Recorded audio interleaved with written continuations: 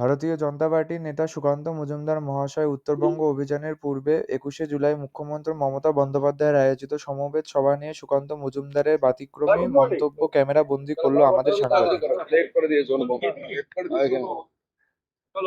কলকাতা আজকে তৃণমূলের ২১শে জুলাই, শেষ ২১শে জুলাই সরকারে থাকা অবস্থায়।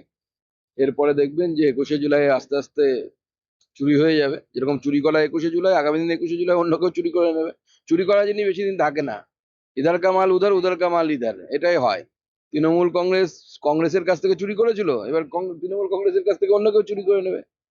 কালকে থেকে মুখ্যমন্ত্রী সরব একেবারে সভা মঞ্চে গিয়ে বলছেন যে আমরা সভা হলে সঙ্গে সঙ্গে পরিষ্কার করে দিই, কিন্তু কেউ কেউ পুকুর বানিয়ে চলে যাবে।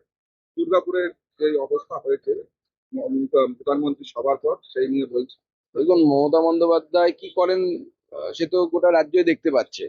মমতা বন্দ্যোপাধ্যায় পুকুর চুরি করেন, গোটা রাজ্যের সব পুকুরই চুরি হয়ে গেছে। তার কাউন্সিলর আর তার যারা নেতা মন্ত্রী আছে তাদের দৌলতে পশ্চিমবঙ্গে একটা পুকুর বাকি নেই। আর আগে তো আপনার সভাস্থলটা থেকে আপনার যে পরিকাঠামো, সেই পরিকাঠামো তো সরতে হবে, তারপরে তো আপনি পরিষ্কার করবেন। আর রাজ্যে বৃষ্টি হলে জল জমে যায়।